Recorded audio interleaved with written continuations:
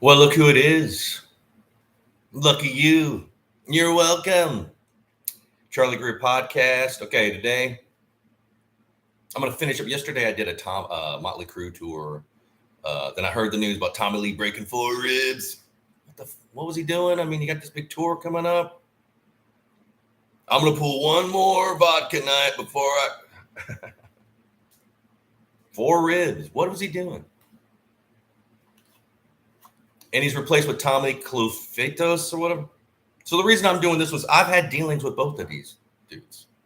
Tommy Lee was cooler. That was back in like the late 90s, maybe 99, 2000. And then my dealings with this other Tommy dude, Tommy C, was like fall of 99. It was around October, November, December of 99. And look, Tommy, hey, man, Tommy Lee, I hope you're doing well. I mean, shit, bro, 4 ribs. And you're the drummer. I mean, screw it up. Drink a lot of milk, yogurt, whatever's got calcium in it. You know, you're a rock star. They got some, call Dr. Feelgood. But yeah, get well, bro. I mean, I'd say in a couple weeks, just take it easy. 3 weeks, you'll be fine. How long does the tour last? I don't know.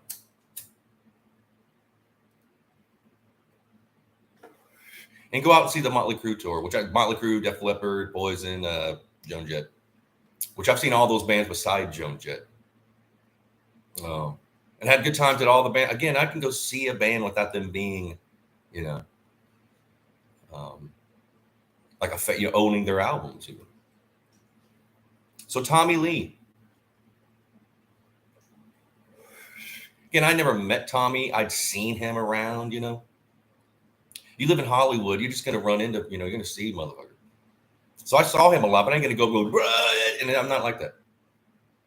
So I had been, I've done gigs since I was like booking gigs or like putting on my own shows. When we were like 15, 16, even in Smithville, Tennessee, where I'm from, we would rent the VFW hall and get the hot dogs and buns to sell, and we'd work. We were teenagers doing this, so I know how to, market and do this and that and the other on a gig and a club night gig, whatever. So I was asked this. I don't even remember how he's running into this now.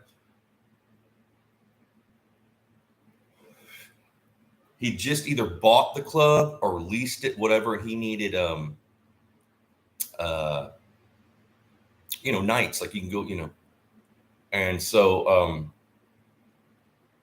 or did he? I don't even remember. There was a lot of money involved. It was right past, if you're on Sunset, it's right as you go into like Beverly Hills where everything changes. It's nice. Same side of as the Key Club, which now used to be Gazar's. I don't even know what it is now.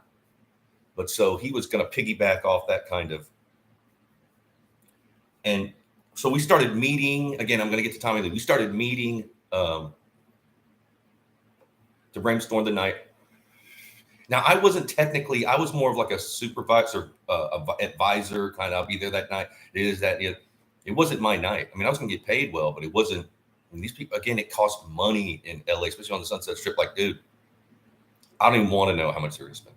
So we came up with this one night and idea, it's LA. They want to make it, like club sacrifice. So they want to make it dark and kind of sleazy. I get it. And I was like, hey, won't you go the other way? Only reason people want to go out anywhere is to have some drinks and get laid. So I was like, what about like a club one night stand? And there's like, what? That's it, And they're more, tell me more about it. I was like, yeah, I was like, yeah, we can. I came up with the pitch. I forgot her name, but she's an old porn star. And she runs like the testing in the Valley where they have to be tested like every week, whatever. And so I contacted them, went and met them, and they're going to supply they're going to have a promotion for their own night and giving out condoms and this, that, and the other. And a porn star, they get some porn stars there. And then the next thing is to get some celebrities, get them a free night. They can come roped off VIP area. What do you want? How many bottles of this, that? And one of those people was Tommy Lee. I sent out an email. I don't know. I got a hold of somebody, his management, whatever. Yeah, Tommy, here's his, email. So it was like email contact. I might have talked to him on the phone or his assistant or something, just brief. I think I talked to him like one time or a couple times, but so he was cool about it. Like other people were like, "Yeah, I need all that." He was cool, like, "Hey, Jack Daniels," and he didn't need much, but he wanted to, his roped off kind of.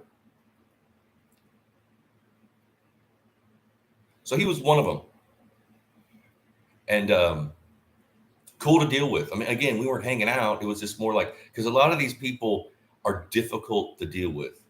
I mean, um, I don't want to do it. Now I do. Huh? What should I do? Why are you bugging me? It's just like forget about it. That'll pertain to Tommy Clufetos or whatever I'll tell you about. So it's coming up. I'd gotten the porn stars. I'd gotten some celebrities. Actually, Tommy was like the coolest celebrity. I forgot the other ones. And then I get called to the club, and they're all like serious and mean, like, hey, we've changed our mind. We don't want, basically, and then this is total LA thing, like you're fuck you kind of thing. And I knew like a lot of club promoters get beat up, and I was just like, hey, I'm not even a club promoter, whatever, fine. I don't got any money in it. It's just my ideas. Technically, you're stealing my shit, but I want to live another day. So I left the club with this like, hey, dude, no big deal. And I forgot the real, this like strong arm, and he had his bouncers or whatever you call them, like 4 dudes, just like 5 of them. Here I am, just me, like, well, okay. And I was like, fine, no big deal. Do you? Now at the time, I needed people helping me, so I had a kid in my building who, younger kid in his early 20s, was helping me. And then I found out, like I brought him into it. I found out that they were using him. Like he was like, hey, sorry about, I told him, I saw him in the hallway, like, hey man, it's all fuck. We don't have it. He's like, oh no, they're going to I'm actually replaced you. Sorry, it's that. I was like, well, you don't know what the fuck you're doing. I mean, you're barely legal to, again, and a lot of times this will be self-sabotage. People will sabotage their shit. They won't admit it, but they'll do everything just to pull it all down and try to blame other, even rich people. Again, I was like, hey, cool. Again, I'd never promoted a club, and I've been warned about it. And I was just like, this is too much aggravation. I don't want to deal with it. But what I did do is email, because I had an email list of all the people, the Tommy Lee and the porn people. And I said, hey man, it's not happening for me. I pulled out. If you guys want to go ahead, fine. Here's the kids contact you got, whatever. Tommy come, oh bro, man, fuck that. I'm back. I ain't gonna do it. Porn people too. Well, we're not gonna do it then. I don't know who they are. I've been dealing with you. We know this little club trick where you make somebody do all the work, then you're gonna, 2 nights before you're gonna get rid of them and think you're gonna. So I didn't go where I was nice, but matter of fact, I said I backed out. I didn't want to be any trouble. So Tommy Lee didn't show up with his entourage and security. You know what I'm saying? I don't even know who I just know that the promotion night that was done by the porn, that was a big thing. They had already done promotion. People were kind of pissed. And Tommy goes, hey, I'm backing you, man. I don't even know who these people are, blah, blah, blah. So that night, I cruised by. And I saw the line outside, and I went, man, I bet that's that LA trick or New York trick with a club. So they'll have a night. It ain't happening. So what you do is you make everybody wait outside all night. So when people are driving by, it looks like it's packed. People are waiting. No, there ain't nobody in there. There's not one person that paid to get, because they'll come out and go, man, there ain't nobody, and everybody leave. So what you do is you keep security out there. You keep every line. In fact, you want them single file against the wall, so it makes them even longer. You don't want people doubling up and tripling. No, just make it all, hanging out there for like 3 or 4 hours, and you crank the music so it's inside, so you can't hear. No, I'm not. So I thought that's what it was. I was like, dude, I bet they're doing that because. And I pulled over and I'm watching, and then I see the dude, the guy that had fired me, and like wringing his hands, and So I got out of there. It would have been a great night. Fucking Tommy Lee, And he was bringing his people, and we were comping him. He's going to have his own little velvet area, and again, I think he wanted like, forgot how many bottles of Jack, and then he wanted some of this and that and blah, but he wouldn't like Cristal and all this expensive stuff. So I technically didn't know. I was like, my gut feeling is this.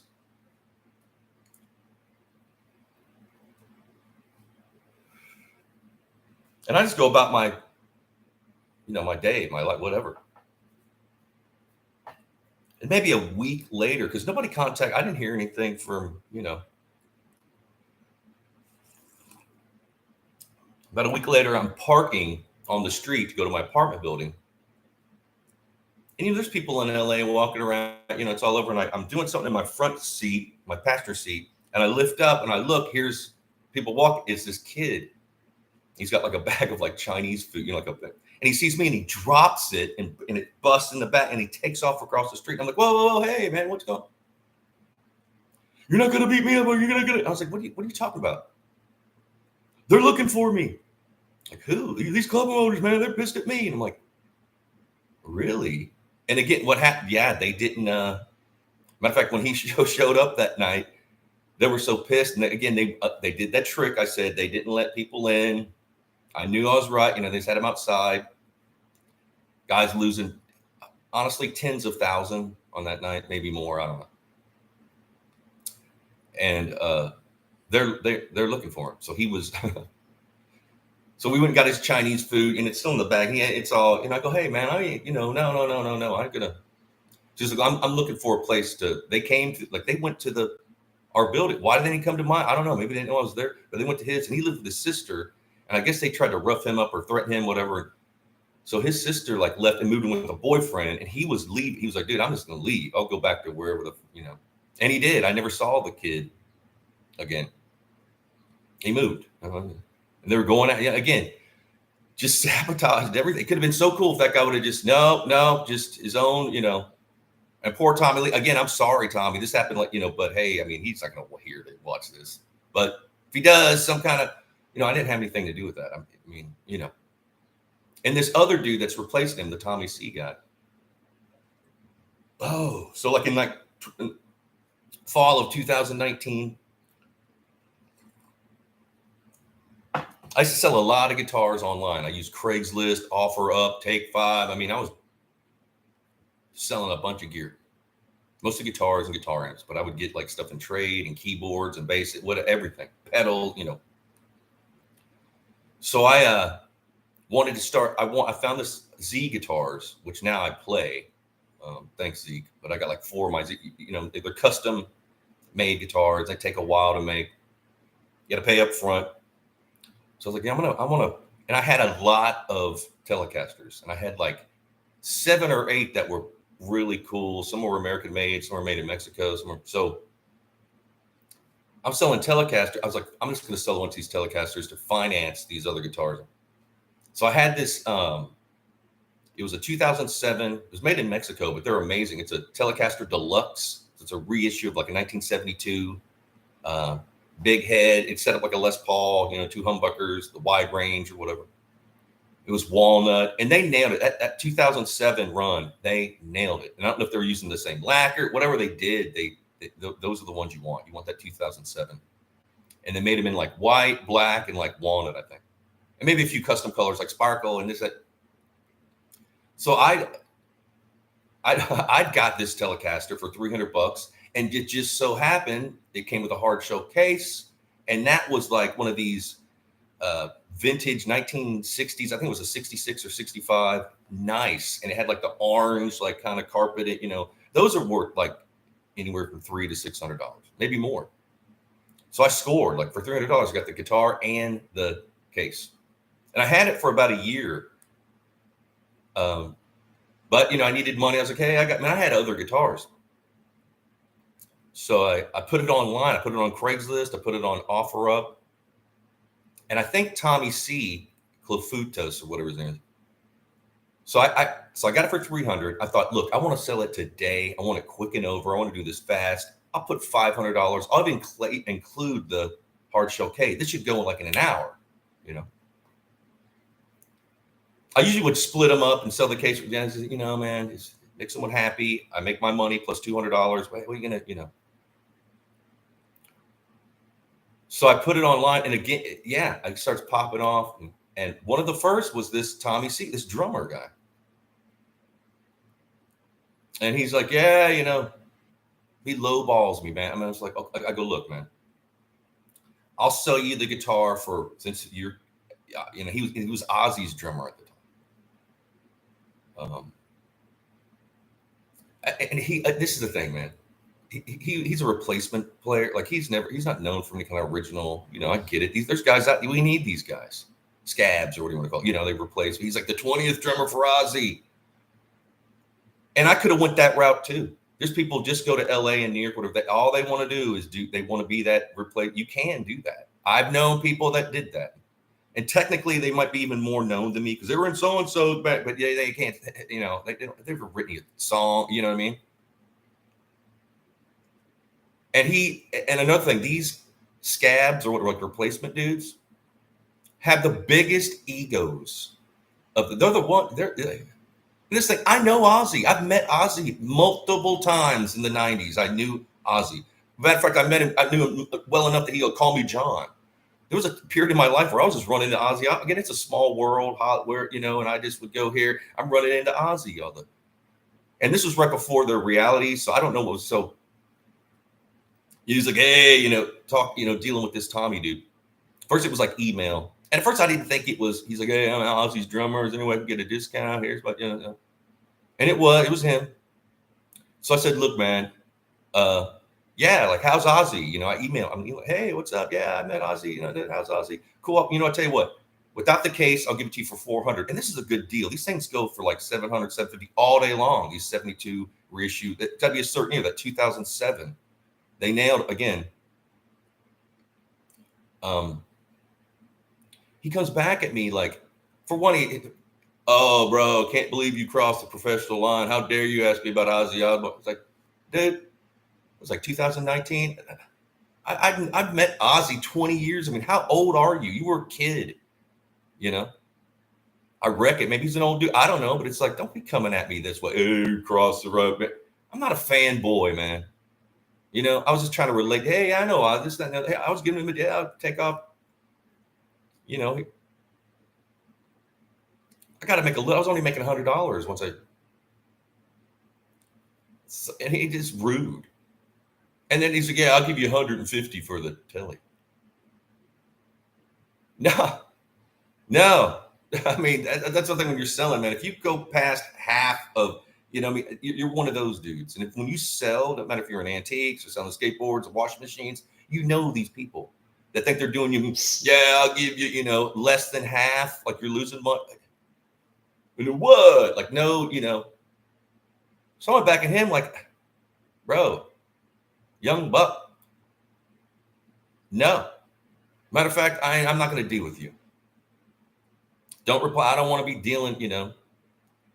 And this is another thing. He kept on, like, just like, yeah, I just wanting to, man, if you're okay. And this is another thing about, and Ozzy's known for this. And I love Ozzy, but dude, he don't pay his bandmates that much. I mean, I don't even think it's scale. Like, I don't think it's union scale. Maybe it is now today, but he's not on like salary with Ozzy. He probably gets salary when he's on the road. You know what I'm saying? These guys aren't, you know, they're acting like, yeah, whatever. Dude, I got a bigger place than I guarantee you. Time I had a 2-bedroom, 1-bath, and nice Arcadia. Where's he living? Like in a studio apartment in Van Nuys or something? I don't know. Maybe it's the king of the world, but I just, it's like, you're not making that much. It's known. These replacement players, you know, you're not making that much, dude. I mean, you have to get yourself to the gigs. I mean, so I know this kind of, you know, coming at me. So, but he did me a favor because I was like, you know what? Okay, I'll take some time because I just wanted it quick. I just wanted it easy, quick. So I was like, dude, I'll take the ad down for like, because since people are seeing it, I'll take it down for like a week or two. Then I'll put it back up and I'll split them up. Like I'll put the guitar for $750 and the case for like $350. And sure enough, he emails me. He's, oh man, you got, I can't believe it. It's like, dude, leave me alone, man. I'm not a wholesaler. to scabs, and why the fuck are you buying all this gear? Who gives a shit? Like,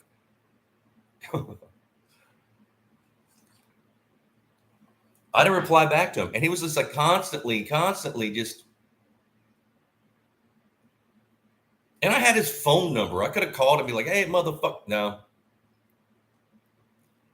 And guess what? I took a little bit of time, but a guy offered me $7. So I went down $50, sold the Telecaster, just met him at the 7-Eleven. And the same thing with the case. Like, hey, I'll give you $300, take off $50, and I'll buy it. Boom. So I ended up making $1,000, made more, doubled my money of what I want. Just not dealing with, sometimes when you lowball stuff too much, all these, the people come out of the cracks and lowballers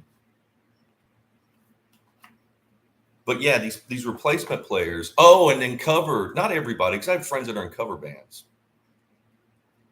And I might just join a cover band myself. Hey, but the biggest egos I've ever dealt with were guys in cover bands and these replacement guys that just they all got that attitude, compensation, wearing all this horse shit, looking more like a rock star than goddamn, Joe Perry. I mean,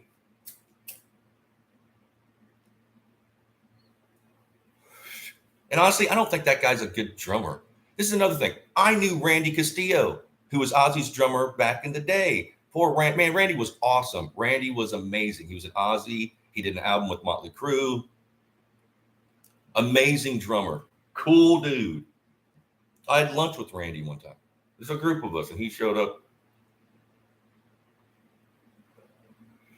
And maybe I'll tell that story. I mean, he was saying stuff, telling Ozzy stories and why he got fired. It just, maybe I won't. But so again, I already know this is, and again, in the 90s when I met Randy Castillo, like 98, 99, I done know cool Ozzy drummers. 20 years later, you're going to come at me all, hey, man. And I didn't say, hey, I'm Charlie. Look me. I didn't do that. It wasn't like I was trying to be tit for tat for none of that. And if he had his fucking finger on the pulse of any kind of cool rock and roll LA kind of shit, he would have known who I was. And this is another thing about certain things. Like in certain circles, I'm a loser, fail, whatever, business. But you're trying to take me to a business. In other certain circles, I'm a damn legend genius. And I get that too. It's not here, not everybody, but there's certain little small, dude, I'm mad respect for me. Same thing with other people. Same thing with him. Like in that world of replacement, he's the replacement. Take him to another. You don't get that. You don't realize it. I know this. I mean, hell.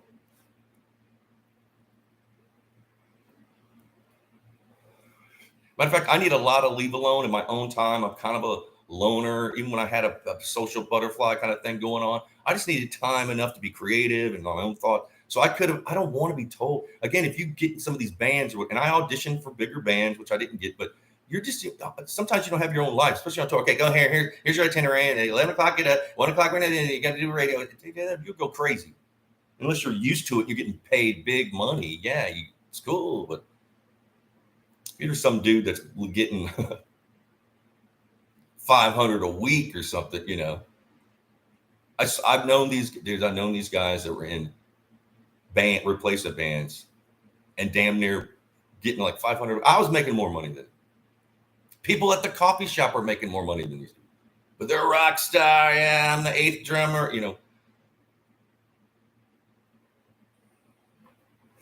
Again, dealing with Tommy Lee, totally cool. I've met Ozzy. I'm not 10, 12 times. Okay. Always cool with me. Randy Castillo, cool. I think Randy Castillo actually showed up to one of my gigs one time. That's when I was in La Mata. I'm pretty sure he did. Yeah, he did. I'm damn sure he probably did. There's a bunch they did, and we knew these people. We had a guy trying to manage us that was kind of juiced in. I don't want to name names, but yeah, Randy was cool. And then this Tommy C guy like lowballing me on a Mexican-made Telecaster. He's already getting a deal. He could have flipped that for $1,000, just like I was only asking $500 for the telly and the cake, whatever. But I hope he does well. I hope he does. And why do they keep using this guy? I mean, how many good drummers there are out there? Well, he's the only one at the local bar they were hanging out. We're at the Rainbow. We need a new replacement. There's dude. You know? Or will he just undercut anybody? Like, bro, just don't even pay me. Just, I'll ride in the bus with the roadies. I'll eat catering. Just put me on like a per diem, like 100 a day. I'm not shitting you. Just so he can like move on to the next thing. That'll give him a bigger gig. Well, who knows?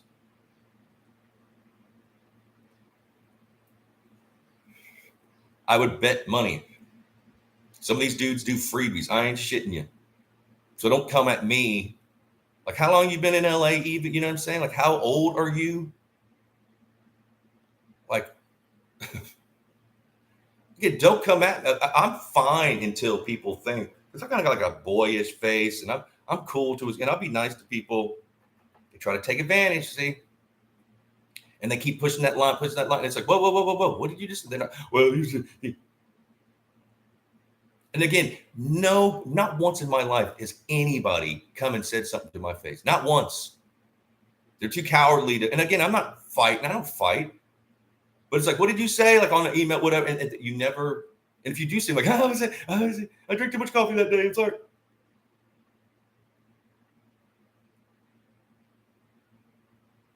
I mean, again, I bless. I hope Motley Crue does really well.